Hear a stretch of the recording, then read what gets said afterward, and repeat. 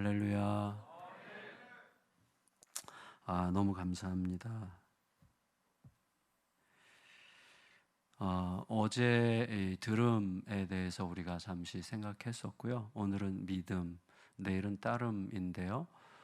우리들의 삶이 이 과정을 선순환하면서 빚어지는 거죠. 그래서 듣고 믿고 따르는 이 과정이 제대로 순수하게 계속되면 가면 갈수록 그 사람에게서는 어떤 영적인 단단한 부드러움이 이제 점점 생기는 거죠. 그래서 굉장히 편안한데 굉장히 단단하죠. 웬만해서는 흔들리지 않는, 그렇지만 모든 걸 내어줄 만큼 여유로운 이런 독특한 그리스도의 그 캐릭터가 형성이 되는 거죠. 그래서 그가 보는 세상은 좀 다르고 모든 상황과 여건에 대한 해석이 다르기 때문에 선택과 결정이 다르고 다른 선택과 결정으로 다른 인생이 빚어지는 거죠. 그래서 다른 삶을 사는 거죠. 아주 질적으로 다른 삶을 이제 살게 되어 있는 거죠. 우리들의 삶의 최대 주제는 변화입니다. 변화. 그렇죠? 이렇게 우리 특히 이제 자녀들, 또 이제 한참 자라나는 자녀들의 변화를 꿈꾸게 되죠. 그래서 우리 자녀가 과연 변할까? 변하면 참 좋겠는데 지금 제 얘기하고 있어요. 우리 막내딸 23살짜리 막내딸 아까도 제 아내랑 오면서 통화했는데 아내가 여보 오늘도 한 따까리 했어 그러더라고요. 그래서 잘했어 그랬는데 23살인데 아직 철이 안 들어가지고 뭐 철이 안 될 것 같아요. 그래서 아빠가 60세까지 기다려 줄게 이렇게 얘기했어요. 이 딸은 아직 그 교회를 잘 안 다녀요. 그래서 저희 교회 성도들의 간절한 기도 제목이 담임 목사님의 딸이 교회 좀 다니게 해달라고. 아직 담배를 펴요. 저희 막내딸이. 그래서 제가 그 CGN TV에서 목사들의 수다라는 이 프로그램을 이제 우리 이재훈 목사님이랑 같이 기획해가지고 그걸 했는데 15차례, 12차례인가 15차례 했는데 제가 8번을 이제 나가서 뭐 하는 거냐면 솔직한 얘기 하는 거예요. 그냥 첫 시간이 이제 제일 중요하기 때문에 제가 첫 시간에 나가가지고 이걸 다 고백했어요. 우리 막내딸이 사실 교회 안 다니고 아직 술 담배를 못 끊어가지고 내가 이렇게 참 목사를 해야 되는지 말아야 되는지 진짜 고민이라고 그랬더니 얼마나 많은 격려 전화가 오는지. 어떤 지방에 있는 목사님은요 선물을 보냈어요. 선물을. 너무 위로가 됐다고, 자기도 그렇다고. 근데 하여튼 이 막내딸이 변할까를 생각하고 저희 부부가 결심했어요. 그냥 이대로 같이 늙어가도 괜찮도록 준비하자. 변화를 우리가 시키려고 하지 말자. 하나님이 변화시킬 거를 믿고 우리는 사랑만 하자. 왜냐하면 사랑보다 더 강력한 변화의 동력은 없죠. 그래서 사랑으로 변화하는 일은 쉽지 않지만 사랑으로 우리는 변했으니 나같이 완악한 자가, 지옥 갈 자가, 하나님의 아들이 십자가에서 죽으셔야만 하는 악한 죄인이 내가 변화된 그 동력은 그리스도의 자기를 내어주는 사랑이니 그 사랑을 우리가 흉내라도 내면 언젠가 변하지 않겠냐 이렇게 하고 가고 있는데, 자기가 스스로 하나님을 찾을 때까지는 교회 안 오겠다고 그러던 애가 요즘에 가끔씩 와요. 네, 그래서 참 기특해요. 가끔씩 와서 주로 자는데 또 한 번씩은 이렇게 제가 설교 끝나 이렇게 나가면 저 뒤에서 이렇게 걸어와서 저를 이렇게 안아주면서 잘했어.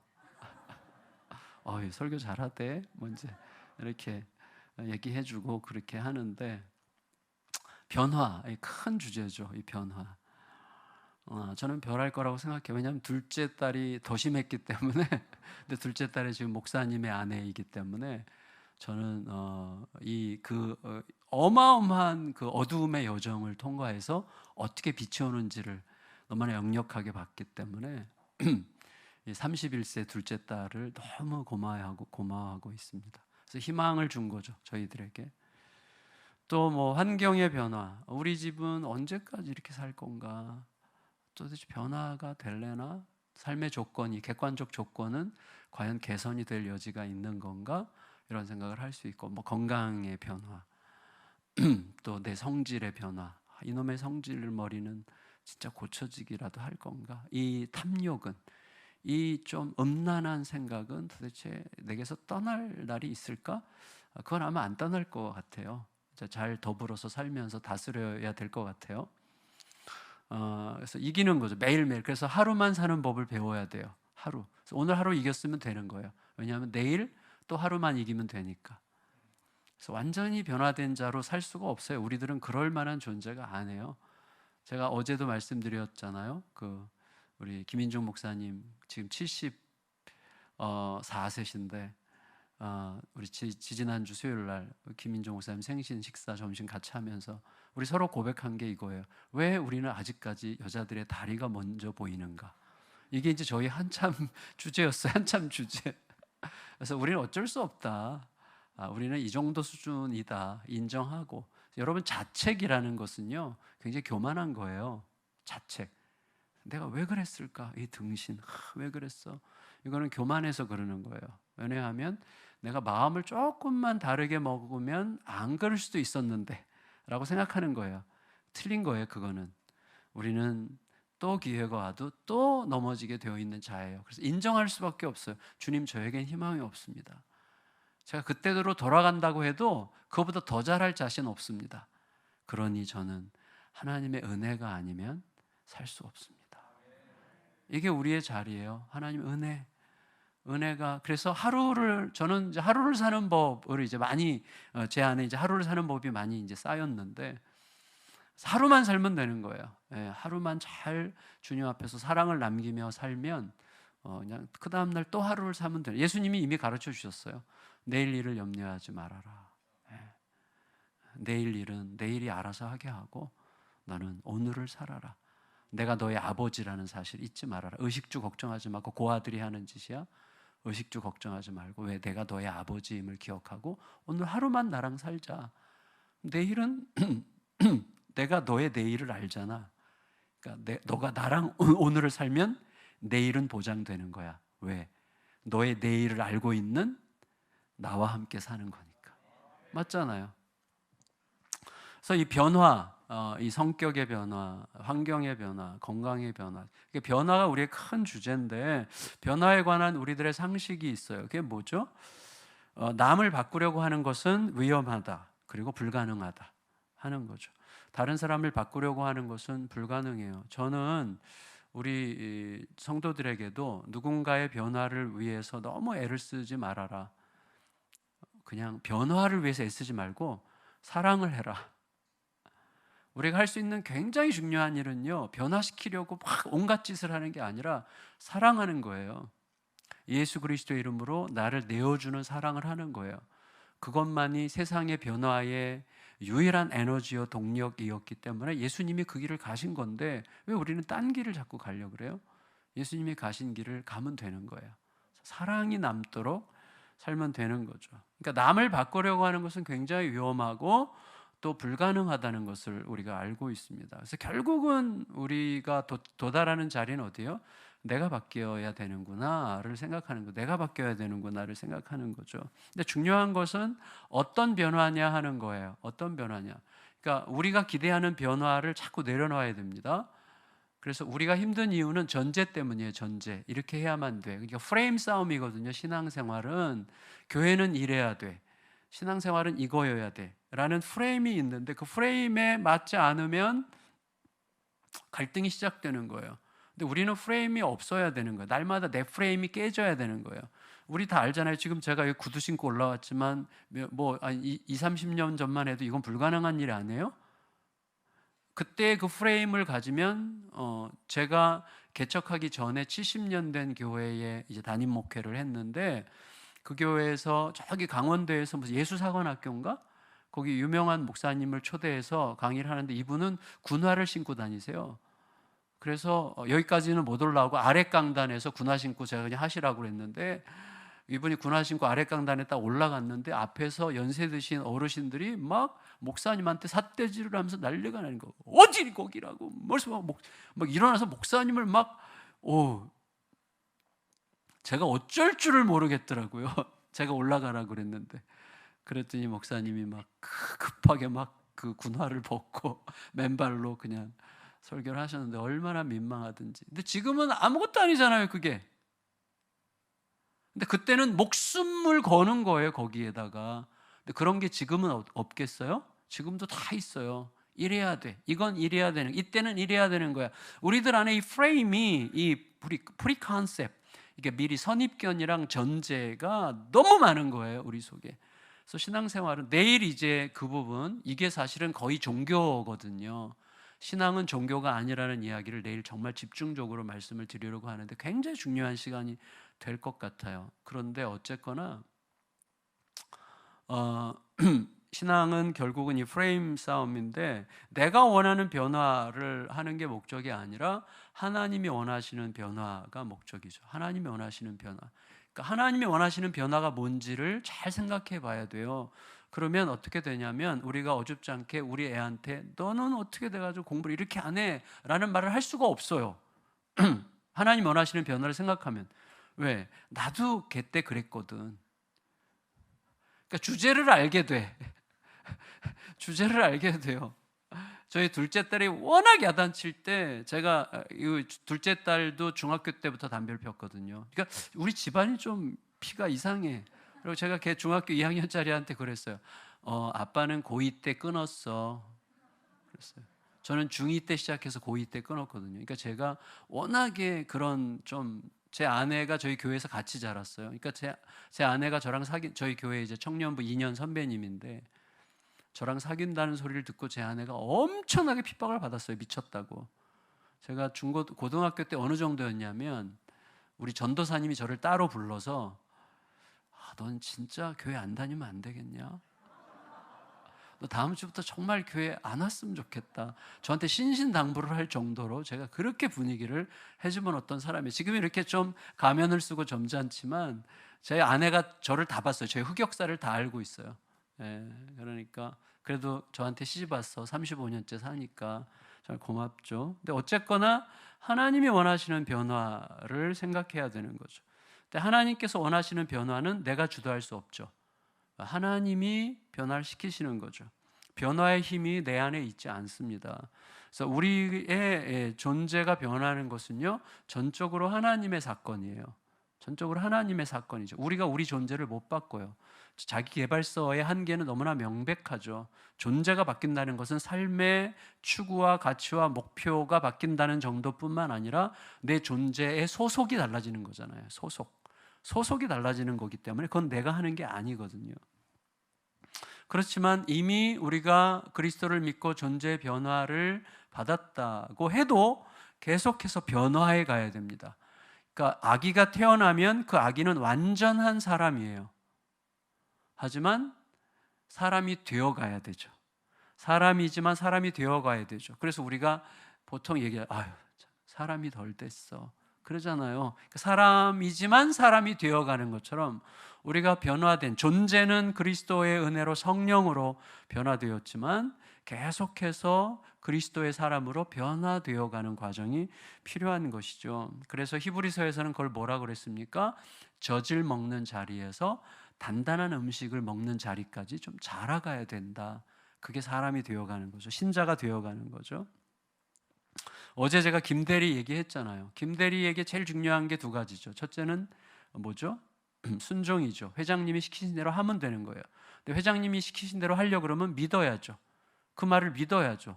회장님의 말을 믿으려면 어떻게, 회장님이 허튼 소리 하지 않는다는 것을 믿어야죠. 근데 그 말을 믿는다면 회장님의 존재를 알아야죠. 회장님이 어떤 존재인지를 알아야 믿고, 믿어야 순종하고, 순종해야 변하지. 그러니까 이 단계에서 가장 끝에 있는 건 뭐예요? 최초의 단계는 아는 거예요. 아는 거예요. 회장님이 어떤 분인지를 제대로 알아야 그분이 하신 말을 믿을 수 있고, 믿어야 순종할 수 있고, 순종해야 변화가 일어나는 거거든요. 그래서 변화에는 순종, 믿음, 알미라는 게 필요한 거예요. 그래서 알미 곧 변화의 절정이 뭐예요? 영생이죠. 우리가 변했는데 그 변화가 왔다 갔다 하지 않고 영원토록 지속되는데, 그냥 단지 지속되는 게 아니라 영광스럽게 영원토록 지속되는 변화가 영생이에요. 영생은 그냥 수명이 영원하다는 뜻이 아니에요. 영생의 그 안에 있는 컨텐츠가, 내용이 우리가 상상할 수 없는 어마어마한 영광이 그 안에 있는 거죠. 그게 영생이에요. 근데 예수님께서 영생은 뭐라고 그러셨어요? 요한복음 17장 3절에서 영생은 아버지 하나님과 그의 아들 예수를 아는 것이라 그랬어요. 알아야 믿고, 믿어야 순종하고, 순종해야 그에 걸맞는 삶이 내 안에서 창조되는 것을 느끼기 시작하는 것이죠. 그래서 믿음이라고 하는 것은 뭐냐면, 저희 이제 복음 운동하는 단체에서 주로 이제 뉴욕의 시티 투 시티라는 곳에 그 기관을 운영하신 팀 켈러 목사님이랑 사실 동역을 하고 있는 건데, 그분이 이런 얘기를 하신 적이 있어요. Faith is not a problem of stress, but a problem of realm, 이런 말을 했어요. 굉장히 지금 제가 유식한 말 했는데 이거 외우느라고 힘들었는데 무슨 뜻이냐면, 믿음은 스트레스, 강도의 문제가 아니다. 내가 얼마나 세게 믿느냐의 문제가 아니다. 믿음은 대상의 문제다. 내가 어디 속해 있느냐, realm, 영역의 문제다. 이렇게 얘기를 했어요. 무슨 말이냐면, 성도님들께서 저를 아무리 세게 믿어야 아무 소용 없습니다. 나올 게 아무것도 없어요. 근데 내가 아무리 세게 믿는다는 게 중요한 게 아니라 내가 믿는 그분을 얼마나 제대로 아는 애가 중요해요. 그래서 하나님을 제대로 알수록 내가 믿는 게 아니라 믿어지는 거예요. 하나님을 제대로 알면 믿어져요. 그런 분을 어떻게 안 믿을 수가 있어요? 그 아름다우신 분을, 그 아름다우시고 너무나 매력적인 예수님, 그래서 예수님을 자꾸 알아가는 게 생명인 거예요.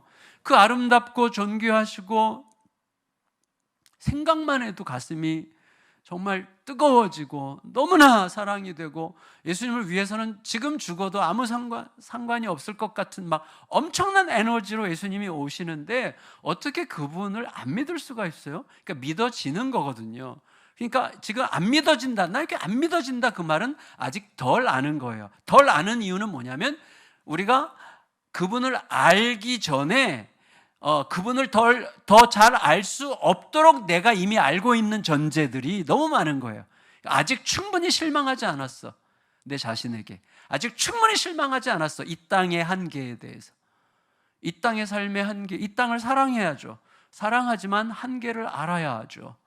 내 자신을 사랑해야 되지만 내가 스스로 구원할 수 없고, 내가 스스로 변화시킬 수가 없고, 내 안에서 생각하는 것들이 완전히 순전하게 순수한 게 있을 수 없다는 사실을 진심으로 깨달을 때 비로소 그분에 대해서 관심이 집중되고, 그분을 알아가면 알아갈수록 그분이 얼마나 아름답고 존귀하고 고귀하시고, 그리고 나서 그분은 완전히 전능하심에도 불구하고 나를 위해서 당신의 목숨을 바치셨다는 사실이 실감나게 깨달아지면서 믿어지는 거예요. 그분에게 드리고 싶어요. 그러니까 그분이 하시는 모든 말씀대로 그냥 살고 싶어요.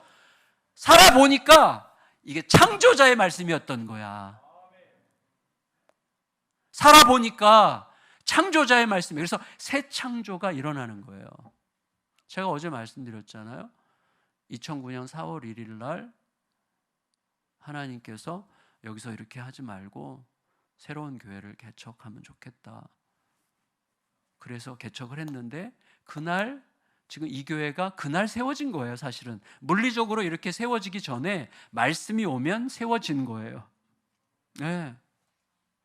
그래서 하나님께서 그 말씀대로만 살아라는 것을 격려하시기 위해서 제가 어제 말씀드린 것처럼 개척하는 날 65명이 온 거잖아요. 1년 됐을 때 저희가 800명이었어요. 1년 만에. 그러니까 사실은 그 시골이거든요. 시골의 동네에서 그런 일이 있을 수가 없는 일인데 참 희한하다, 이런 생각이 들었어요. 그래서 이제 그때부터 저희는 분립 개척을 이제 하기 시작했어요. 그래서 100명씩 띄어서 이렇게 교회를 부교육자들 이렇게 내보내서 개척을 시키는 일을 좀 계속 하고 있는데, 어쨌거나 사실은 제가 뭐 대단하다 이런 얘기를 듣고 싶은 인간적인 욕심은 있지만 그건 전혀 맞지 않는 거고 진짜 하나님이 하셔서 저는 어쩔 수 없이 순종하면서 가는 거지, 제가 무슨 대단한 믿음이 있고 그런 건 확실히 100% 아닌 것을 점점 더 알게 됩니다.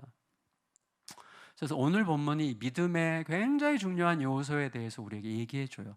아주 중요한 본문이라고 저는 생각하고, 제가 사실은 이 본문을 개척 직후에 묵상을 했고, 개척하고 몇 달, 한두 달 내에 묵상한 걸 나눈 말씀인데, 그 이후로 이 말씀은 계속해서 지금 저에게도 여전히 유효하게 영향을 계속 미치고 제 안에서 계속 다시 묵상되는 말씀이에요. 그래서 저에게는 생명같이 중요한 몇 개의 말씀 중에 하나고, 저의 삶을, 목회 현장을, 교회를 끌어가는 말씀 중에 하나인데, 자, 오늘 본문 아까 읽은 거 보면 예수님께서 제자들과 함께 호수 저편으로 건너가자고 먼저 제안을 하셨어요. 자, 예수님이 제안하셨어요. 얘들아, 우리 호수 저편으로 건너갈까? 호수 저편에 뭐가 있어요? 이제 본문을 쭉 보면 거라사 마을이 있어요. 거기 군대 귀신 들린 자가 있어요. 그러니까 군대 귀신 들린 자를 만나서 고쳐서 온전한 사람이 되게 하시기 위해서 제자들과 함께 건너가시는 거예요. 예수님이 제안하셨어요. 예수님이 주도하셨어요. 예수님의 뜻이에요. 제자들은 예수님의 뜻인 줄 알고 예수님께서 가자고 하셨기 때문에 그냥 따라가는 거예요. 그런데 풍랑을 만났어요. 자, 예수님과 함께 가도 풍랑이 있는 거 아시죠? 보통 저희가 이제 제자반 졸업 여행 이렇게 가면 저희는 저기 신안의 증도라는 곳으로 가거든요. 문준경 전도사님이라고 계시는 그분의 순교지로 이제 1박 2일 수련회를, 제자반 졸업 여행을 그리러 항상 가는데, 가면 저는 재수가 없는지 거의 비가 와요. 제가 정한 날은 꼭 비가 오는데, 너무 이제 이게 지리적 영향 때문에 그쪽은 이제 그 호남 지역으로 이렇게 내려가다 보면 비가 대부분 그치게 되어 있어요. 그쪽은 비가 덜 오는 것 같아요. 그래서 내려가다 보면 거의 비가 그쳐. 비가 오다가 비가 그치면 이제 버스 안에서 성도들이 거의 이런 얘기를 안 할 데가 없어요. 역시 우리 목사님이랑 같이 가니까 오던 비도 그치고. 그러면 저는 마이크 딱 잡고 항상 얘기해요. 사기치지 말라고. 지금 내려가는 모든 차 안에서 그런 얘기하고 있을 거라고. 당신이랑 가니까 오던 비도 그치고 뭐 어쩌고 저쩌고 막히던 길도 뚫리고 뭐 이런 얘기 하잖아요. 뭐 우리끼리 그냥 마음 좋은 얘기로 주고받을 수 있는 얘기지만 이런 거 너무 이용해 먹으면 큰일 나는 거죠. 그리고 예수님 같이 처참하게 죽으신 분이 없고, 예수님 같이 힘들게 사셨던 분이 없고, 예수님이랑 함께 가는데 그냥 예수님이 가자고 해서 가는 거고, 하나님이 뜻인 줄 알고 순종한 거고, 심지어 예수님께서 함께 계시는데도 불구하고 풍랑은 오는데, 그 풍랑이 어느 정도 풍랑이에요? 사람을 죽일 만한 풍랑이에요. 그러니까 제자들이 볼 때도 이게 사람을 죽일 만한 풍랑이니까 막 예수님 흔들어 깨우잖아요. 큰일 났다고. 그러니까 예수님께서 일어나셔서 바람과 풍랑을 잠잠케 하셨어요. 그러고 나서 예수님께서 한마디 하셨습니다. 뭐라고 그러셨죠? 너희 믿음이 어디 있느냐. 그래서 믿음을 언급하셨어요. 왜 이 타이밍에 예수님께서 믿음을 언급하셨을까? 그럼 우리는 문맥을 쭉 읽다가, 본문을 읽다가 우리 속에 즉각적으로 들어오는 생각은 뭐냐면, 예수님께서 너희 믿음이 어디 있느냐라고 말씀하신 이유는 제자들이 아까 엄청나게 호들갑 떨었기 때문이고, 두려워 떨면서 호들갑 떨었기 때문이기 때문에 예수님께서 뭐 이런 거 갖고 이렇게 두려워해? 라고 말씀하신 걸 거라고 예측하고 그냥 넘어가요. 근데 약간씩 한 번씩 질문을 해봐야 돼요. 뭐 이런 거 갖고 이렇게 두려워하는가? 라는 말씀을 하셨던 걸까요? 상식적으로 생각해 보면 예수님의 제자들의 다수는 갈릴리 호수 출신이에요. 갈릴리 호숫가에서 태어났고 거기서 수영 배웠고 거기서 물고기 잡이 했고 어릴 때부터 물고기를 잡았고, 그러니까 어부로 치면 베테랑들이겠죠. 베테랑 어부들이에요. 그 베테랑 어부들은 보통 갈릴리 호수에서 바람이 불면 바람의 성격을 알죠. 풍랑이 일어나면 이 풍랑이 어느 정도까지 가다가 언제쯤 멈출 것을 뻔히 알죠. 거기서 태어나서 거기서 자랐는데. 근데 어부 출신인 제자들이 볼 때도 사람을 죽일 만한 풍랑이었던 거예요. 그러니까 그런 사람에게 뭐 이렇게 호들갑을 떨어, 뭐 이렇게 두려워해라고 말하는 것은 약간 상식적으로 어폐가 있는 거죠. 심지어 예수님께서 그렇게 만일에 믿음은 두려워하지 않는 거야 라고 말씀하셨다면 예수님도 모순에 빠지는 거죠. 예수님도 십자가를 앞에 두고 겟세마네 동산에서 제자들에게 내가 심히 고민하여 죽게 됐으니 나를 위해서 좀 기도해 줘라고 부탁하셨죠. 믿음은 두려워하지 않는 게 아니라고 저는 생각합니다. 믿음은 불안해하지 않는 거라고 생각하지 않습니다. 그러니까 믿음에도 불안함이 있고 두려움이 있고 의심이 있고 염려가 있어요. 그런데 하나님이, 어제 제가 말씀드렸지만 하나님이 불안해하고 염려하고 의심하고 두려워할 만한 모든 요소들보다 하나님이 훨씬 더 크시다는 사실을 내가 받아들여 그쪽으로 한 걸음을 딱 떼는 게 믿음이라고 저는 생각해요. 어떤 사람이 믿음의 길을 걷는다고 그럴 때 난 두려움이 하나도 없어 이렇게 하고 막 이렇게 걸으려고 하는 건 약간 반맛이에요. 그리고 그거는 조금 위선일 가능성이 많아요. 예. 우리는 여전히 연약한 자기중심적 죄인이기 때문에, 그리고 세상을 꿰뚫어 볼 수 있는 존재가 아니기 때문에 불안해하고 염려하고 두려워하는 거 당연해요. 두려워하세요. 불안해하세요. 그러나 그것이 우리를 오랫도록 지배하는 것은 또 문제가 있어요. 오랫도록 지배한다는 건 뭐죠?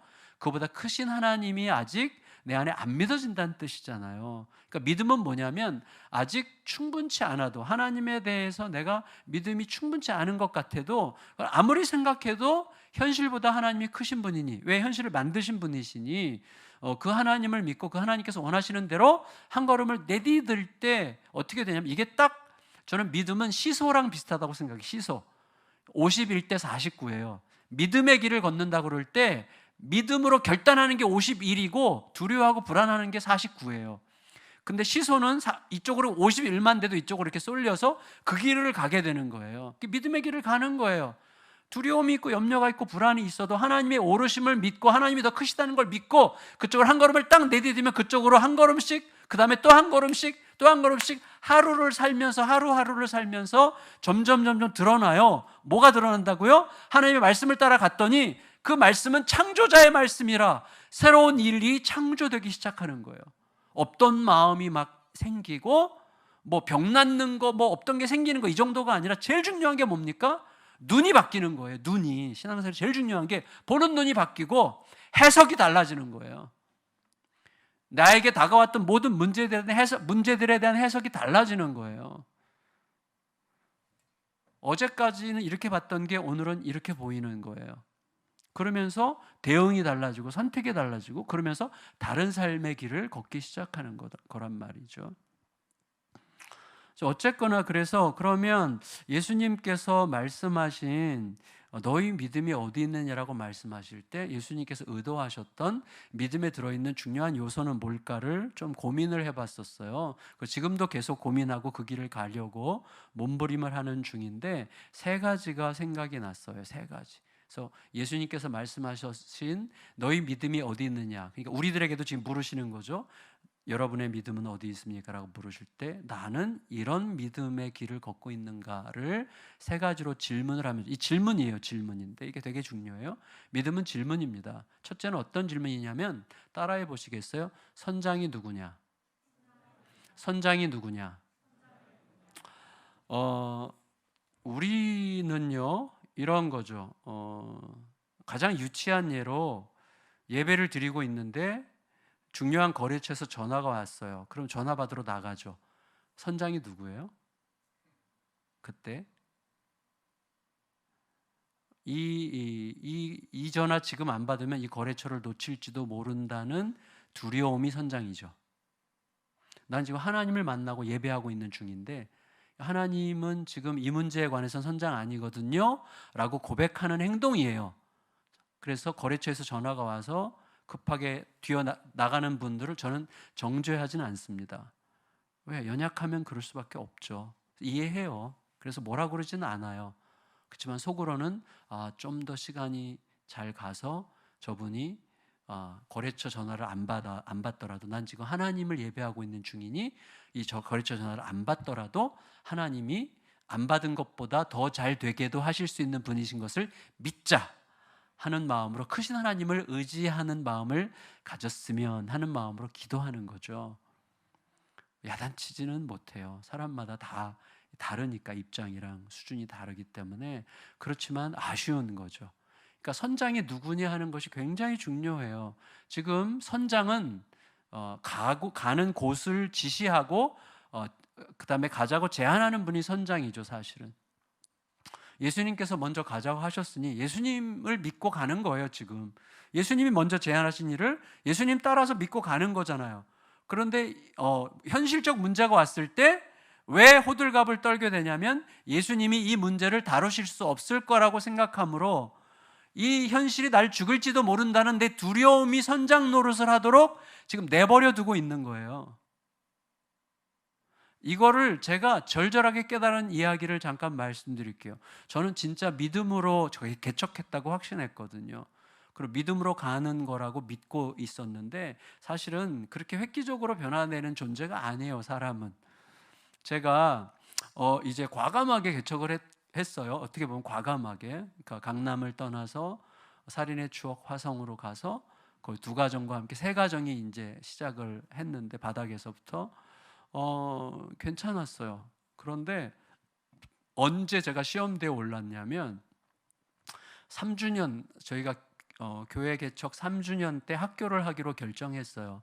저희 동네 자체가 여기 청라 지역처럼 저희도 젊은 사람들이 많이 와가지고 저희도 성도들이 한 70-80%가 30-40대인데 이분들은 겁이 없어요. 그래서 이제 학교에 대한 막 비전을 제가 썰을 너무 잘 풀어서 그런지 막 썰을 푸니까 막 성도들이 우리도 애들 보내겠습니다. 그래서 56명이 막 보내겠다고 했어요. 막 매달 50만 원씩 내야 되는데도 우리 기독교 교육을 시키겠다고. 그래갖고 막 제가 이렇게 내가 너무 설득을 잘해가지고 나중에 이 책임을 내가 다 져야 되겠다 이런 생각이 이제 막 너무 두려워질 만큼 성도들이 막 열심히 해가지고 학교를 무조건 시작한 거예요.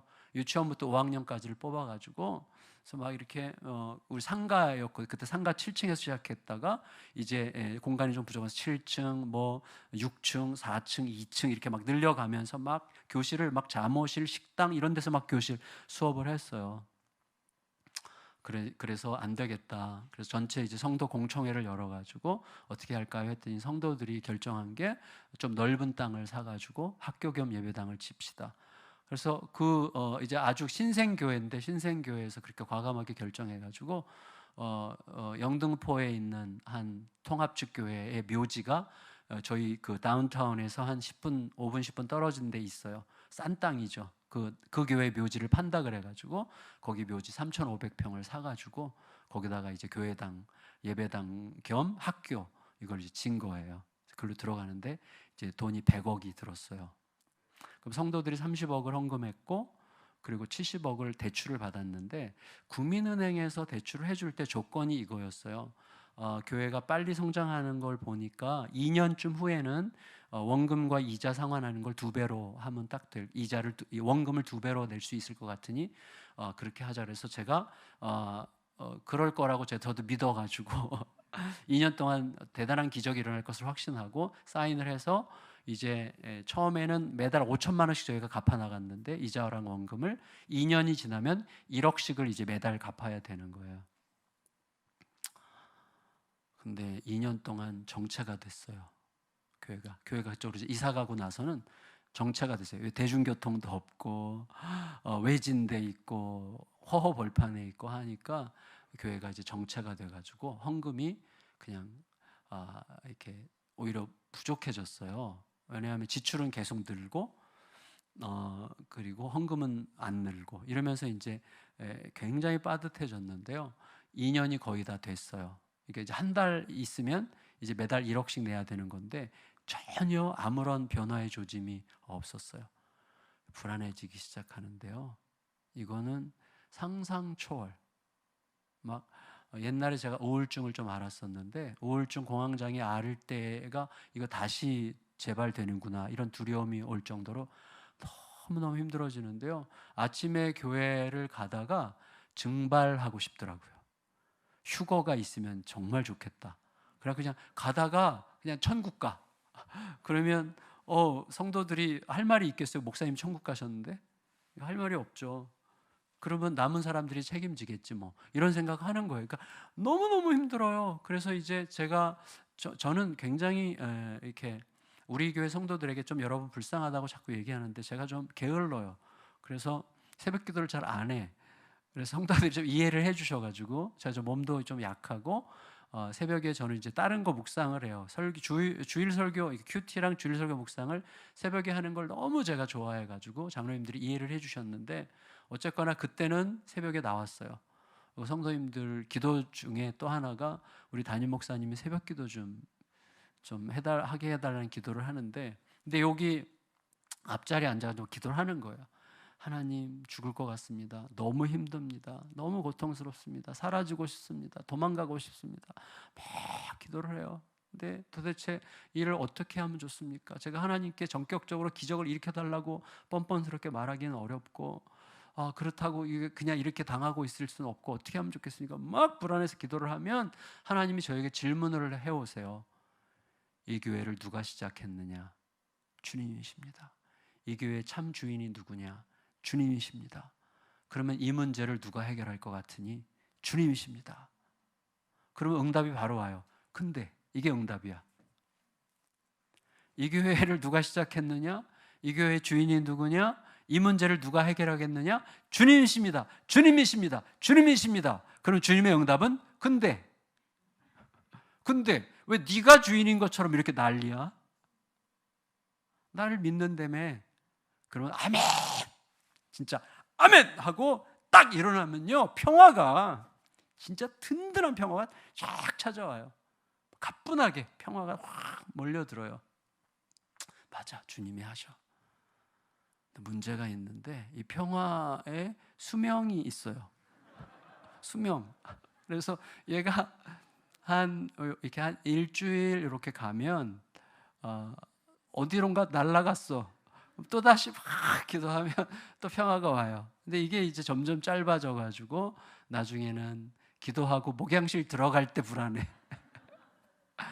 그러던 와중에 이제 저희 교회 성도랑 연결된 잠실의 교통회관이라고 있어요. 그 교통회관 2층에 서울시 택시 운전사 그 조합 새마을금고가 있어요.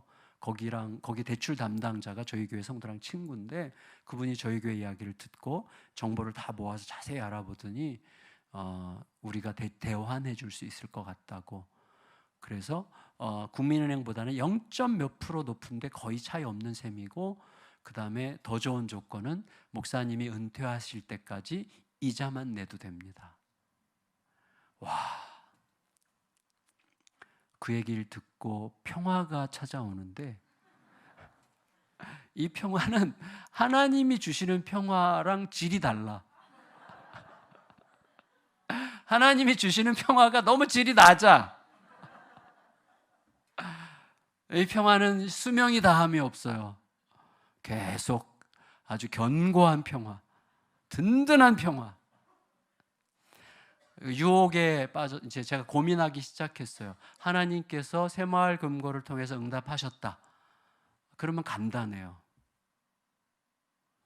그래도 돼요. 그렇게 돼도 저는 뭐라고 말할 수 없다고 생각합니다. 그것도 괜찮은 방법이라고 생각해요. 근데 저는 그때 어떤 식으로 적용이 됐냐면, 내가 믿음의 시험대 위에 올라왔구나. 그러니까 이 교회의 진짜 선장이 누구인가를 시험받는 어떤 시간이 왔구나. 왜냐하면 제 안에서 계속 이렇게 눈만 감으면 떠오르는 게 평화의 질이 너무 다르다. 하나님이 근데 내가 책임진다고 하실 때 느꼈던 평화와 은행에서 보장하겠다고 느꼈을 때 평화가, 이게 잽이 안 되는 거예요. 은행이 훨씬 더 강력한 평화를 주는 거예요. 그래서 내가 만몬과 지금 하나님 사이에서 믿음의 시험대에 올라 있구나, 이걸 제가 알게 됐어요. 그래서 제가 혼자 결정할 수는 없어가지고 장로님들을 오시라고 그래서 장로님들께 상황을 쭉 설명드리고 제가 깊은 고민에 빠졌다고 그랬더니, 우리 장로님들은 진짜 너무나 명쾌하게 그리고 너무나 무책임하게 대답을 해주셨어요. 목사님의 믿음대로 하십시오. 그래서 공이 다시 저한테 넘어와가지고 제가 그걸 가지고 사투를 벌이며 기도하다가 죽기로 했어요. 죽음의 길을 가자. 그래서 새마을금고에 전화해서 고맙지만 안 하겠다고, 참 고맙다, 미안하다, 그리고 끊고 나서 성도들 앞에 이렇게 얘기했어요. 여러분, 이제 자초지종을 다 설명하고 우리 하나님이 주시는 평화에서도 은행이 주는 평화보다 더 큰 평화를 누릴 수 있는 믿음의 길을 한번 배우는 시간으로 가면 좋겠습니다. 그런데 우리가 제대로 이 고비를 못 넘어서 그때가 한 5년쯤 됐을 때였어요. 이제 그때 조금 지나서 5년쯤 지났을 때 한 1,200~1,300명 이렇게 모일 때였는데, 우리 교회가 여기서 문을 닫으면 우리 동네 교회들이 얼마나 좋아하겠습니까? 그래서 동네 교회들이 다 부흥할 것이고 너무 좋은 일이니 이 교회가 살면 사는 대로 좋고 죽으면 죽는 대로 좋고 다 좋은 길이니 여러분 우리 믿음의 길로 한번 가봅시다 이렇게 선언을 했어요. 그러니까 제가 이렇게 그럴싸한 말로 사실은 성도들의 팔을 비튼 거죠. 여러분이 헌금 안 하면 이 교회 문 닫는 거 알죠? 이런 식의 말을 꽤 고상하게 이렇게 야비하게 한 거죠. 근데 성도들은 참 순수해요. 제가 그렇게 얘기했더니 또 아멘 그러는 거예요. 아멘. 성도들을 진짜 좋아하지 않을 수가 없어. 진짜 성도님들은 여기도 마찬가지일 거예요. 진짜 너무 사랑스러워요. 근데 1년, 그래서 한 달 한 달 고비를 매달 넘어가는 건데 1년이 딱 지난 다음에 결산을 했는데요, 진짜 저희가 기적을 본 거예요. 정확하게 6억을 헌금을 더한 거예요. 그 전해보다. 그러니까 매달 성도들이 5천만 원 정도씩을 헌금을 더한 거죠. 그래서 무사히 넘어갔고, 그 다음에 국민은행이 먼저 나서서 대환을 추진해 줘가지고 잘 넘어가서 지금까지 잘 가고 있어요. 그래서 빚을 그 다음에도 또 뭐 우리 초등학교랑 유치원을 또 짓느라고 빚을 또 줘가지고 빚은 여전히 70억, 지금은 한 60 몇 억으로 떨어지긴 했는데 어쨌거나 제가 은퇴할 때까지는 갚을 것 같아요. 근데 어쨌거나 중요한 것은 제가 그때 깨달았던 거죠. 누가 선장이냐는 이 질문 너무나 중요하구나. 너무나 중요하구나. 우리는 당장에 무언가 해결될 것 같은 길을 찾기가 쉽고, 저도 꼭 마찬가지인 거예요.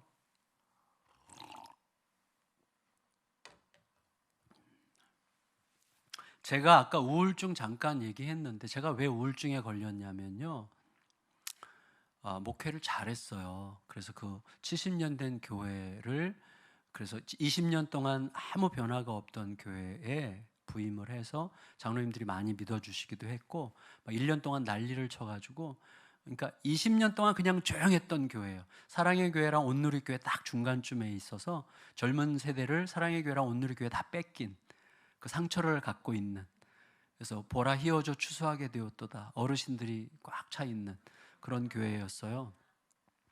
근데 그 가서 하여튼 제가 워낙 난리를 쳐가지고 1년 만에 하여튼 한 400명 정도 30, 40대가 왔어요. 그리고 이제 막 교회가 일어나려고 할 때 제가 우울증 걸렸거든요. 우울증에 걸린 이유는 간단해요. 분노했기 때문이에요. 그러니까 제가 기대하는 만큼 성도들의 일부가 저를 안 알아주고 저를 뒤에서 험담하는 게 너무 보기가 싫었고, 왜냐하면 저 같은 스타일이랑 70년 된 그 묵직한 교회랑 안 맞거든요. 전 너무나 캐주얼하거든요. 그러니까 너무 안 맞으니까 그분들이 저를 부담스러워하는 게 너무나 당연해요. 근데 그때는 너무 자만심에 차가지고 그게 꼴 보기 싫었어요.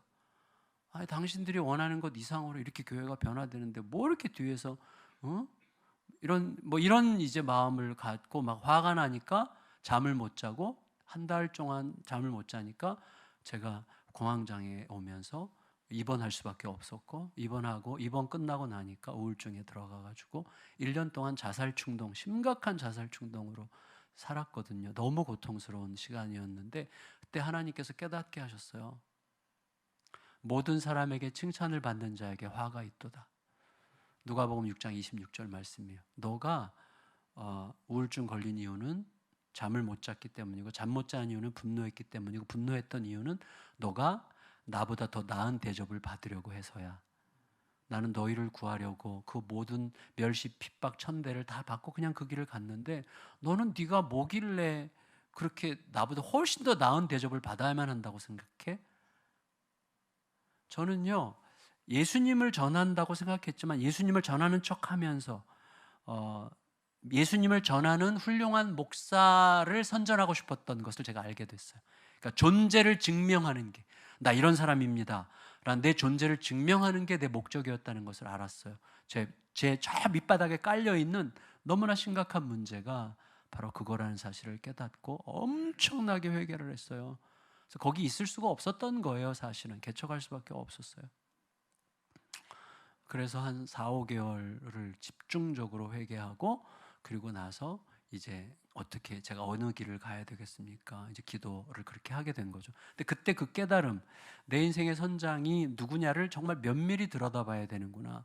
내가 하나님을 얘기하고 하나님 나라를 얘기하고 그리스도를 얘기하고 그리스도의 복음을 그렇게 얘기하지만 사실은 그걸 사용해서 내 성취 욕망, 내가 굉장히 훌륭한 사람이라는, 굉장히 괜찮은 목사라는, 성공적인 목사라는 어떤 명분을 얻기 위하여 예수 그리스도와 그의 나라와 하나님의 이름을 마음껏 사용할 수 있는 굉장히 은밀한 존재라고 하는 사실을 적나라하게 봤어요. 지금도 제가 거기서 완전히 벗어나지 못한다고 생각해요.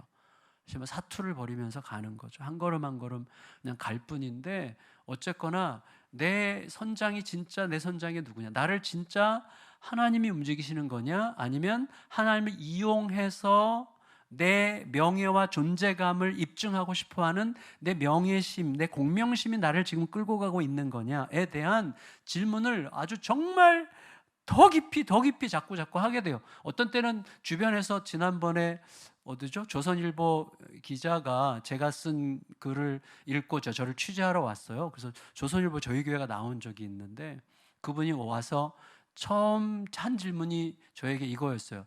목사님 너무 병적인 것 같아요. 이렇게 얘기하더라고요. 왜냐하면 제가 쓴 글을 보면 너무 막 파고들어서 내 진짜 뭐가 날 움직이는 거지? 라고 그걸 너무나 많이 물으니까. 근데 저는 하나도 그게 힘들지 않거든요.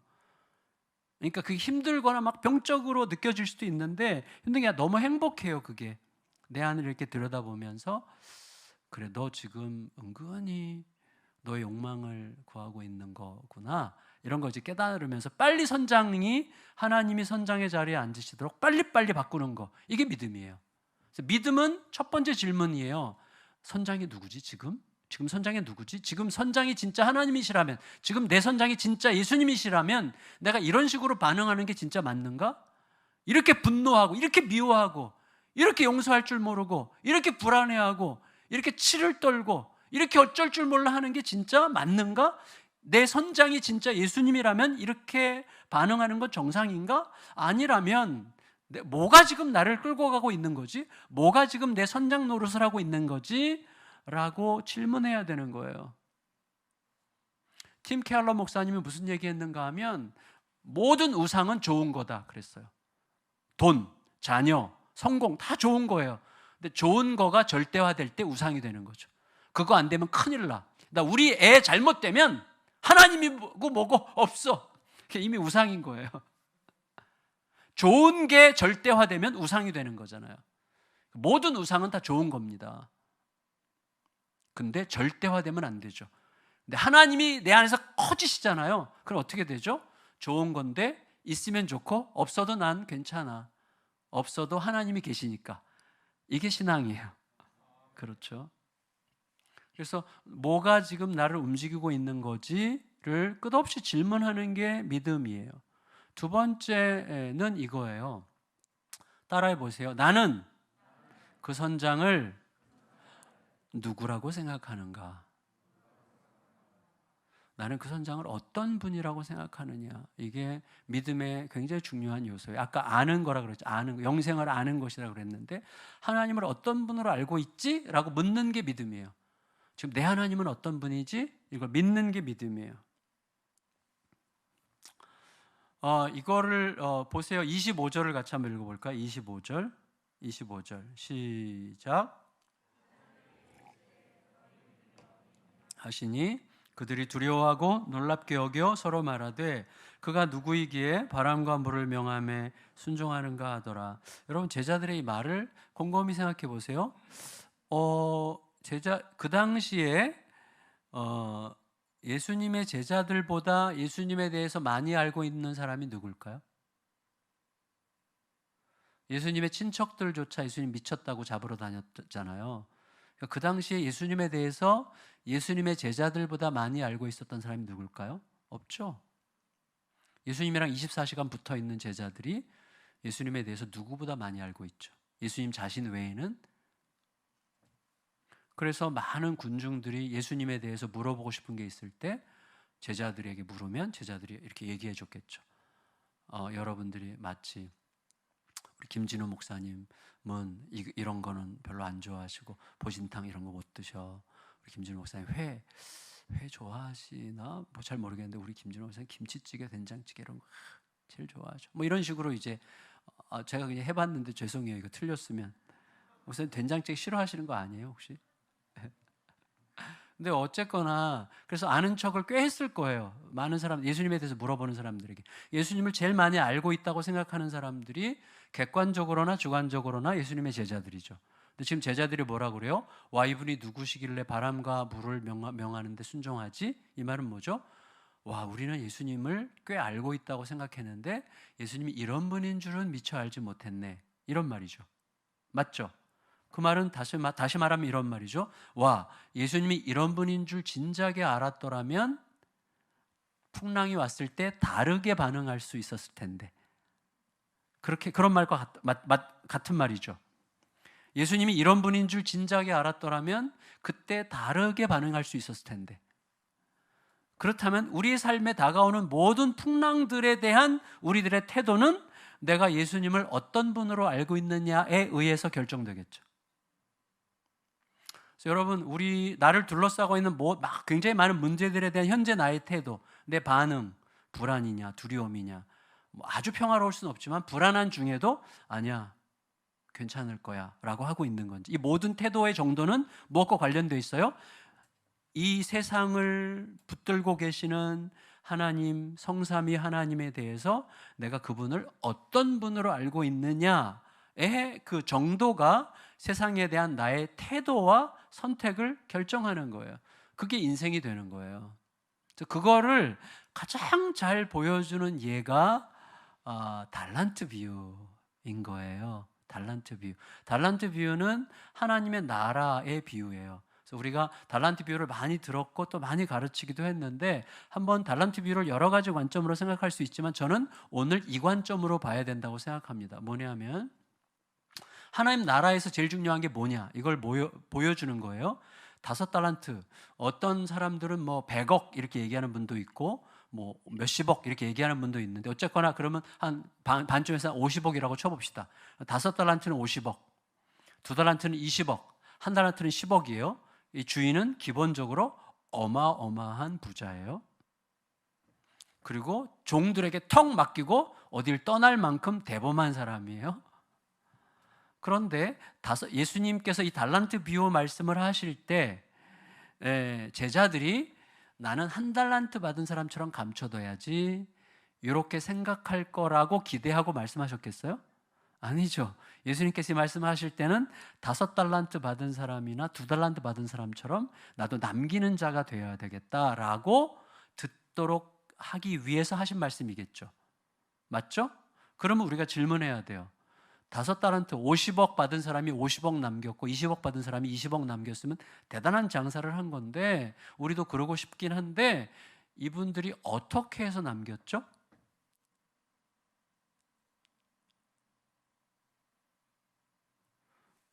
그렇죠. 이렇게 가만히 계시는 게 저를 도와주시는 거예요. 이때 제가 약간 의기양양해지면서 막 이렇게 되잖아요.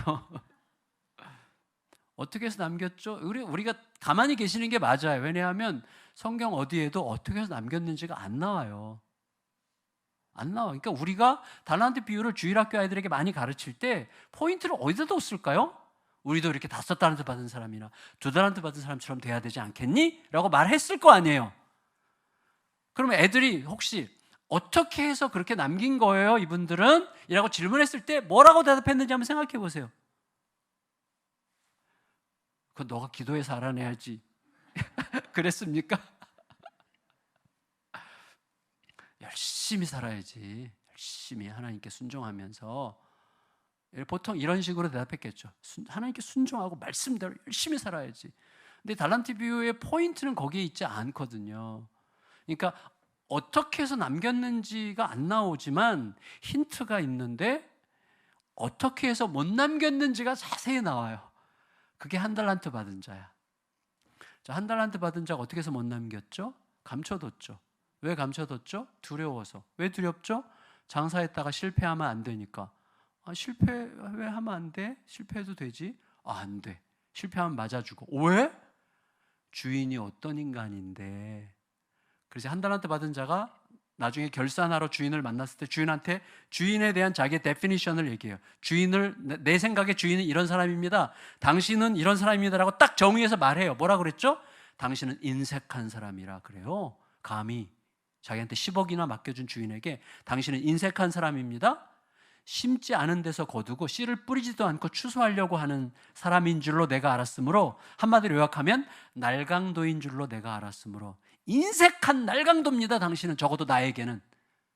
내가 생각하는 당신은 인색한 날강도입니다. 그래서 내가 이거 투자했다가 실패하면 당신한테 맞아 죽고 쫓겨날까 봐 두려워서 감춰뒀습니다. 그러니까 이 사람이 못 남긴 이유는 감춰뒀기 때문이고, 감춰둔 이유는 두려웠기 때문이고, 두려운 이유는 주인을 그렇게 생각했기 때문이에요. 주인은 여기서 누구죠? 하나님이죠. 하나님의 나라의 핵심이 뭐예요? 하나님 나라의 핵심, 하나님을 누구로 알고 있느냐 하는 게 그 나라의 핵심이에요. 그래서 왕의 말을 안 듣는 백성을 만나면 뭐라고 그래요? 네가 나를 봉으로 알아? 뭐 이렇게 말하죠. 네가 나를 봉으로 알아? 나 왕이야. 왕을 어떤 분으로 알고 있느냐, 하나님을 어떤 하나님으로 알고 있느냐 하는 게 하나님 나라의 핵심이에요. 왜? 모든 게 거기서부터 흘러나오는 거예요. 하나님을 어떤 분으로 알고 있느냐. 그래서 교회에서도요, 굉장히 자기도 모르게 정죄적인 사람은, 그의 하나님은요 굉장히 완고한 하나님일 가능성이 많습니다. 실수를 용납을 잘 안 하시고 거룩 이런 하나님. 그래서 내 안에 있는 하나님의 그림이 나도 모르게 프레임을 형성해요. 내 프레임은 하나님의 아니에요. 하나님은 프레임보다도, 심지어 성경보다도 크시죠. 성경은 하나님에 대하여 이야기했지만 하나님 자신은 아니잖아요. 하나님은 성경보다 크신 분이세요. 근데 우리는 성경 중에서도 일부분만 가지고 내 성질에, 내 성향에, 내 보수적인 성향에, 혹은 내 진보적인 성향에 맞는 부분만 뽑아가지고 하나님은 이런 분일 거라고 프레임을 만들어서 그 하나님을 가지고 살면 그 사람은 우상숭배자가 되는 거예요. 그래서 하나님을 계속 더 알아가야 돼요. 더 알아가려면 어떻게 되죠? 겸손히 귀를 기울여야죠. 나랑 굉장히 다른 사람의 이야기도 들어봐야 되죠. 나랑 다른 생각을 가진 사람의 얘기도 경청해야죠. 내가 가르치려고 들면 안 되고, 그리고 너 틀렸어, 내가 옳아, 이렇게만 말하면 안 되고 자꾸 들으려고 돼. 절대적인 분은 하나님밖에 없어요. 나는 계속 배우고 알아가야 되는 거죠. 계속 알아가야 되는 거죠, 하나님을. 그래서 거기서 모든 승부가 나는 거예요. 근데 우리들의 하나님은 사실 굉장히 쪼잔한 하나님이에요. 어떻게 알 수 있어요? 우리의 삶을 보면 용서하는 거 어려워하고, 자존심을 못 버려서 그렇게 힘들어하고, 그러니까 하나님이 어떤 분인지 아직 더 알아가야 되는 거예요. 주님. 옛날에 이런 거 있었잖아요. 이거 너무 아재 개그인데 그래도 한번 생각난 김에 말씀드리면, 너무 아재 개그인데 썰렁하게 한번 말씀드리면, 조는 분은 안 계시지만 그래도 람보 아시죠? 람보랑 이소룡이 짜장면 집에 가가지고 짜장면 한 그릇씩 시켜서 먹는데 그 집 단무지가 너무 맛있는 거예요. 서로 막 짜장면이랑 단무지만 먹는데, 단무지가 너무 맛있으니까 너무 열심히 먹다가 단무지 한 개 남았는데 짜장면은 반 그릇씩이나 남았는데 단무지가 다 떨어졌어요. 하나 딱 남았는데 이 하나 남은 걸 누가 먹느냐 가지고 이제 막 서로 이제 실갱이 하다가 람보가 제안을 했어요. 야, 우리 한 대씩 때리자. 우리 다 싸움 잘하니까 한 대 때려서 우는 사람이 포기하는 거로 하자. 그러니까 람보가 자신 있으니까 네가 먼저 때려. 그랬더니 이소룡이 그냥 있는 힘을 다해서 딱 때렸는데 진짜 울 뻔했어요. 너무 아파가지고. 근데 꾹 참았어. 단무지 먹어야 되니까 꾹 참았어요. 나 봐, 눈물 안 났지? 봤지? 눈물 안 났어. 인정. 자, 이제 너 차례야. 그랬더니 이소룡이 괜찮아, 너 먹어. 너 먹으면 돼 그냥. 그리고 아줌마 여기 단무지 한 접시 넣어주세요. 그 옛날 유머인데 너무 썰렁하죠. 죄송해요. 내가 말하면서도 좀 창피하네. 괜찮았어요? 하나 더. 보세요.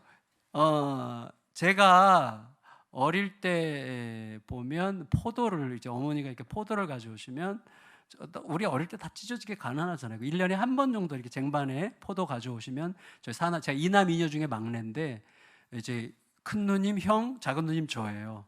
근데 저희 형은 제가 그때 한 7살 때고 저희 형은 저보다 4살 많아서 11살인데 포도를 가져오면요 저희 형은 진짜 어떻게 그런 주둥이 기술을 개발했는지 포도를 막 5-6개씩 따가지고 입에다 놓고 이렇게 하면 이쪽으로 씨가 나오고 이쪽으로 껍데기가 나오고 빨리 먹어. 그리고 또 확 해서 먹어 이렇게 해서 하면 나와. 저는 하나를 해서 까서 손바닥에 올려놓고 껍데기를 이렇게 해서 단물 빼먹고 그다음에 깨물어서 씨 빼가지고 이거 먹고 하면 저 형은 막 20개쯤 먹어. 너무너무 화가 나가지고 엄마 내 거 따로 줘 막 맨날 그랬거든요. 형을 너무 미워했어요. 제가 포도만 오면 막 너무 미워했어요 형이. 근데 나중에 생각해 보니까 만일에 포도가 어머니가 부엌에 무한대로 있다고 생각해 보면 제가 형을 그렇게 미워할 필요가 없잖아요. 형 천천히 먹어. 체하지 않게. 이거 형 다 먹어도 돼. 다 먹어도 돼. 엄마 여기 포도 더 갖다 주세요. 이러면 되잖아. 단무지 한 잔씩 더 주세요 하면 되잖아요. 근데 우리는 참 미워해요. 그러니까 우리가 살아가는 삶을 보면 하나님은 진짜 가난한 게 틀림없어. 우리가 살아가는 모습을 보면 하나님 진짜 가난해. 네, 주여. 너무 하나님은 초라하고 쪼잔하고 인색해. 하나님. 아까 이 한 달란트 받은 자가 주인한테 당신은 인색한 사람입니다. 딱 정확하게 그렇게 말했거든요. 그러니까 그런 삶의 결과가 나오는 거예요. 그러니까 하나님을 누구로 생각하느냐? 끝없이 들어야 돼요. 그래서 주일마다 선포되는 말씀을 통해서 핵심이 뭐예요? 하나님이 누구신지를, 예수님이 누구신지를, 성령님이 누구신지를 계속 알아가고, 그게 그냥 지식적으로 신학적 지식으로 알아가는 게 아니라 그러면 내가 이렇게 살아도 되네? 하나님이 진짜 그런 분이면 내가 이 문제에 대해서 이렇게 봐도 되는 거네? 이렇게 해석해도 되는 거네? 저는 그게 안 됐던 거예요. 너무 머리가 발달해가지고 그게 안 됐던 거예요. 그래서 제가 원색적으로 개척을 하고 싶었고 원색적으로 순종하려고 하기 싶었고, 지금도 돈이 생기잖아요. 얼마 전에도 제가 이렇게 막 강의 다니면서 이렇게 사례금을 받잖아요. 모아놔요. 우리 탁구 선수 선교사 박지영 감독이 이제 선교사를 저희 교회에 파송하는데 이사하는데 돈이 모자르는 거예요. 다 주는 거예요. 몇 천만 원이라도 쌓인 거는 다 주는 거예요. 그러고 나면 그때 엄청나게 허탈합니다. 엄청나게 허탈합니다. 그리고 나서 시간이 가면 갈수록 뿌듯함과 이 시원함이 들어오면서 하나님이 이렇게 꽉 안아주시는 느낌을 느껴요. 너 내가 책임져. 완전히 내가 너 책임진다. 이런 게 딱 오는 거예요. 그렇게 가는 거예요. 그래서 저희 부부도 신혼 때부터 지금까지 약속한 대로 플러스 마이너스 제로로 가자. 우리 교회도 매년 연말이 되면 한 100만 원 남아요. 100만 원. 근데 모든 교회가 그럴 필요는 없어요. 저는 제 잔머리 때문에 하나님께서 그 길을 가도록 의지적으로 미루신 거기 때문에 저는 할 수 없이 그 길을 허탈해하면서 가지만 다 그 길 갈 필요는 없다고 생각해요. 근데 어쨌거나 중요한 건 뭐냐면 하나님에 대해서 듣고 배우는 만큼 하나님이 그런 분이시라면 내가 이 문제에 대해서 이렇게 봐도 되는 거네, 혹은 이렇게 봐야 되겠네, 이렇게 해도 되는 거네 라는 생각을 가져야 되는 거예요. 그래서 그렇게 해보면 하나님이 진짜 이런 분이셨구나, 이게 들어와요. 그럼 어떻게 되죠? 나의 하나님이 생기는 거예요. 그때 아까 나의 하나님 마지막 찬양 제가 부를 때 막 전율이 왔어요. 오늘 제 클라이막스가 이거거든요. 나의 하나님. 여러분, 시편의 다윗이 얼마나 자기의 하나님의 이름을 많이 만들었습니까? 그게 신학자의 말이 아니에요. 자기가 책상머리에서 시 쓴 게 아니에요. 자기의 전 삶으로 경험한 하나님을 그 한마디 한마디에 전부 다 자기의 삶이 들어있어요. 땀이, 피가, 엄청난 두려움과 염려와 불안을 통과한 어떤 믿음의 고백이 거기 있는 거거든요.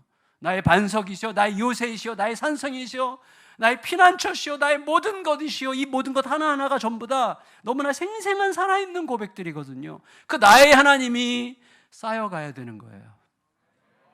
저의 하나님은 지금 몇 분이 계세요? 저의 하나님 몇 분? 첫째, 참 현실이신 하나님. 저는 항상 제 자신에게 말해요. 하나님이야말로 진짜 리얼리티다. 내 두려움과 염려와 근심이 만드는 것은 가짜 세계고 하나님이 진짜 현실이다. 저에게 늘 얘기해요. 그리고 내일 일을 염려할 필요가 없다. 왜? 내가 오늘 만나는 하나님은 나의 내일로부터 오신 하나님이다. 그러니까 나의 내일을 다 아시면서 오늘 나를 만나니까 오늘 나를 만나시는 주님께 헌신하면 나의 내일을 위한 완전한 준비가 되는 거죠. 그러면 하루를 살면 되는 거예요. 예수님이 가르쳐주신 대로. 그 다음에 우리는 과거를 돌아보면 하나님은 진짜 너무나 정확하게 인도하셨어라고 말할 만한 때가 있어요. 근데 과거에 극복했던 그 똑같은 일이 또 생기면 또 두려워해. 그래서 제가 제 자신에게 말했어요. 인도하신 하나님과 인도하실 하나님은 같은 하나님이다. 제 자신에게 계속 얘기해요. 인도하신 하나님과 인도하실 하나님은 같은 하나님이야. 걱정하지 마. 그리고 제가 발견한 최근의 하나님은 나의 현존은 약속과 증거와 약속을 담고 있는 존재다. 그걸 가르쳐 주시는 분이 나의 하나님이시다. 무슨 말이냐 하면 여러분 여기 있다는 것, 어제 제가 말씀드린 것처럼 여기 있지 않아도 되는 수없이 많은 역사와 이유들을 다 지나서 여기에 있다고 하는 것은 여기에 있을 수밖에 없는 여러 가지 요인들이 하나님에 의해서 다 맞춰졌기 때문에 여기 계신 거예요. 굉장히 신기한 일이에요. 그거는 이 자리에 있지 않을 수 있는 어마어마하게 많은 이유들이 있는데 그 이유들을 다 피해가지고 여기 있을 수밖에 없는 여러 가지 마음의 작동, 관계의 작동, 오묘한 것들이 다 작동해서 여기 계신 거예요. 그러면 우리가 이 자리에 있다고 하는 것은 하나님의 모든 정밀하고 세밀한 인도하심의 증거죠. 우리 존재가. 내 현존은 하나님의 정밀한 인도하심의 증거예요. 동시에 앞으로도 그렇게 인도하실 거라고 하는 것에 대한 약속이죠. 나의 현존은 하나님의 증거와 약속이다. 이렇게 이제 하나씩 붙여가고 있는 중이에요. 이걸로 이제 한 5년쯤 후에 책이 하나 나올 예정인데 하나씩 나의 하나님이 이렇게 쌓여가는 거예요. 그만큼 삶이 달라지는 거예요. 그래서 저는 제가 결혼하고 제 아내한테 늘 야단 맞았던 게 뭘 이렇게 쉬어? 밥 먹으면서 맨날 밥 먹고 나면 이거 하고 그다음 내일 모레 이거 하고 그다음에 다음 주에는 이거 있고 날 이거 있는데 그럼 지금 이걸 준비하고 막 그래서 저도 모르게 막 발을 흔들면서 막 이렇게 하고 있어요. 그러니까 아내가 좀 그만 좀 생각해 그만 좀 맨날 그랬는데 요새는 제 아내가 완전히 감탄해요. 내일 일을 완전히 몰라. 제가 내일 일이 있을지 진짜 몰라요. 하루만 살다 보니까 지금 거의 한 10몇 년째 하루 살기만 하다 보니까요 내일 일이 무슨 일이 있는지 진짜 모르겠어요. 그래서 왜 그렇게 시작됐냐면 메모의 기술인가라는 책을 옛날에 읽다가 거기에 그런 얘기가 있더라고요. 메모는 왜 하는가? 메모는 기억하기 위해서 하는 게 아니라 잊어버리기 위해서 하는 거다. 그래서 메모를 해놓으면 여기서 빠져나가서요 덮어도 돼. 그러면 그 날짜에 가서 생각하면 되는 거예요. 그래서 제가 그때부터 15년 전부터 다이어리를 쓰는데요. 매일 하루에 촘촘하게 하루만 사는 다이어리를 써요. 그러면 어떤 게 딱 떠오르면 그거는 앞으로 한 보름 후쯤 생각하면 되는 일이야. 보름 후 날짜에다가 이렇게 적어놓고 딱 덮으면 여기서 날라가. 여기에 여백이 이렇게 생겨서 여유로워져요. 사람이 마음의 여백이 이렇게 커져요. 너그러워지고 여유로워지고 평화로워지고 굉장히 행복해요. 저는 진심으로 우리 성도들에게, 우리 교육자님들에게, 제 아내에게도 나는 세상에서 가장 행복한 목회자다 이렇게 늘 생각하고 지내고 있는데요. 어쨌거나 중요한 건 뭐예요? 나는 하나님을 어떤 분으로 생각하느냐 그러면서 그 하나님, 나의 하나님이 쌓여가는 삶을 날마다 살아가고 쌓아가시는, 그래서 우리의 삶의 선택과 양상이 완전히 새롭게 창조되는 거룩한 은혜가 날마다 새로우시기를 예수님의 이름으로 축원합니다. 마지막 짧게 너희 믿음이 어디냐라고 말씀하실 때 믿음의 세 번째 요소는 따라해 보세요. 선장이 뭐라고 말씀하셨는가? 어제 이건 다 얘기를 드렸어요. 선장의 말씀은, 하나님의 말씀은 곧 현실이다. 그 말씀은 곧 창조의 능력이다. 그러므로 우리에게 중요한 것은 어떤 일이 됐으면 좋겠는데가 아니라 우리의 관심사는 하나님 뭐라고 말씀하셨는가만 중요해요. 왜? 말씀은 이미 현실이니까. 그래서 하나님의 음성을 듣는 게 굉장히 중요한 거예요. 하나님의 음성을 듣는 게. 제가 굉장히 좋아하는 책 중에 옛날에 제가 대학교 1학년 때 열심히 읽었던 프랜시 쉐퍼라는 사람이 쓴 거기 계시며 말씀하시는 하나님이에요. 하나님은 우리를 있게 하신 그곳에 먼저 가 계시고 거기에서 말씀을 하시는 분이에요. 그게 성경이 증거하는 거예요. 그러니까 하나님, 예를 들어서 예수님께서 제자들에게 내 양을 먹이라 하셨잖아요. 내 양을 먹이라 요한복음 21장에서. 그때 어떻게 하셨어요? 그 전에 떡과 생선을 먼저 주시잖아요. 제자들이 물고기 잡다 한마디로 못 잡을 때 예수님은 밖에서 그 물고기 잡게 하시면서 동시에 자기는 떡과 생선을 굽고 계셨어요. 그걸 주셔요. 그리고 나서 내 양을 먹이라 하셔요. 예수님은 주시지 않고는 주라 하는 법이 없는 분이세요. 그러니까 예수님께서 먼저 내 안에서 어떤 감동, 이렇게 해봐라 라는 감동을 주셨으면 이미 그 일은 그렇게 하도록 준비가 되어 있는 것을 믿으시기 바랍니다. 그래서 우리에게 중요한 것은 선장이 뭐라고 말씀하셨느냐에 늘 집중하는 거예요. 그분이 말씀하신 거 맞아? 그러면 포기하지 마. 포기하지 마. 그분이 말씀하셨으면 완전히 끝장난 것 같은 상황에서도 그분이 그만두라고 명확하게 말씀하시기 전까지는 가는 거예요. 그 길을. 그럼 어느 순간 여러분, 똑똑한 사람들은요 홍해 앞까지 안 갑니다. 홍해 앞은요 막다른 길이고 뒤에는 애국 군대가 쫓아와요. 그 계산할 줄 아는 사람은 옆으로 다 세요. 그러나 오늘 하루만 사는 사람, 말씀을 붙들고 하루만 가는 사람이 정신없이 가다 보니까 그냥 홍해 앞에 가는 거예요. 정신없이 가다 보니 홍해야. 갈 데가 없어요. 근데 하나님이 그냥 발을 디디니까 홍해가 갈라지는 거예요. 하루만 사는 사람 앞에서 홍해가 갈라지는 거예요. 막 내다보면서 계산하고 막 이렇게 하면요 미리 딴 데로 다 세요. 자기 머리에 들어오는 생각대로 막 다른 데로 세는 거죠. 그래서 우리에게 중요한 것은 뭐냐면 선장께서, 내 인생의 선장이 오늘 나에게 뭐라고 말씀하고 계시느냐 하는 게 너무나 중요한 거죠. 그래서 우리 청라은혜교회 어제 우리 김진우 목사님께서 이 교회가 선교 중심으로 간다고 해서 제가 굉장히 반가웠거든요. 저희 교회가 똑같거든요. 그러면 앞으로 어떤 일이 생기냐면 모든 일을 선교 중심적으로 이렇게 가다 보면요 하나님께서 이렇게 선교적인 게 더 많이 보이게 되어 있어요. 선교 중심적인 게 자꾸 들리게 되어 있어요. 그리고 하나님께 사람들을 보내세요. 그쪽 사람들을. 저희 교회 같은 경우도 이제 선교 중심으로 간다고 표방을 하고 나서 어떤 일이 많이 생겼냐면요 저기 용인에 있는 농아인 교회가 화성까지 와서 우리 교회로 들어오고 싶다고 들어왔어요.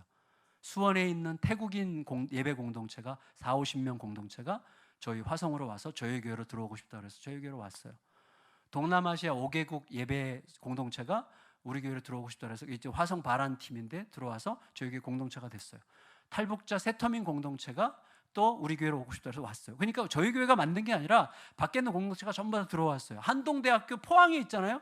한동대학교에서 지금 한동대학교 전체의 모델로 지금 총장님이 세운 데가 NIBC라는 그 공동체, NIBC 혹시 아는 분들 계실지 모르겠는데 Not I but Christ라고 하는 그 선교 단체인데 그 단체가 아주 빡세게 훈련을 하고 지금 베트남, 라오스, 태국, 캄보디아에 선교사들이 33유닛이 33간역 정도가 파견되어 있는데 그분들이 거기서 유치원, 초등학교, 그다음에 기술대학, 그다음에 건축회사 이런 걸 너무너무 사역을 창조적으로 너무 잘해서 한동대가 그 팀을 모델로 삼기로 했는데 한동대 그 NIBC가 저희 교회를 찾아와서 모교회가 돼달라고 찾아왔어요. 저희 교회가 그 NIBC의 모교회예요. 지금 모교회. 그러니까 그걸 부담하느라고 지금 남는 돈이 없는 거예요. 근데 너무 행복한 거예요. 그래도 그 일을 가는 거죠. 그러니까 하나님이 하세요. 그래서 저는 어제 사실은 별로 내색은 안 했지만 너무 반가웠어요. 이 교회가 선교 중심적으로 간다고. 선교 중심적으로 가는 교회를 하나님은 100% 책임지세요. 왜냐하면 하나님이 세상을 선교적 공동체를 통해서 선교하시기 위해서 교회를 주셨기 때문에 그 본래의 목적에 가장 근접하게 존재하는 교회이기 때문에 하나님의 관심이 집중될 거예요. 바라기는 이 세 가지 오늘 선장이 누구냐? 나는 그 선장을 누구라고 생각하느냐? 그 선장님이 뭐라고 말씀하셨느냐? 이걸 끝없이 묻는 게 믿음이에요. 그리고 그 끝없이 질문한 것에 대해서 대답하는 게 믿음의 길이죠. 그 길을 통해서 우리가 생각 못했던 놀라운 우리가 하나님 수준의, 하나님의 크기의 창조적인 역사들이 여러분들의 개인의 가정의, 이 청라 은혜교회 공동체의 이 지역사회에서 놀랍게 드러나고 확증되는 은혜가 누려지시기를 예수님의 이름으로 축원합니다.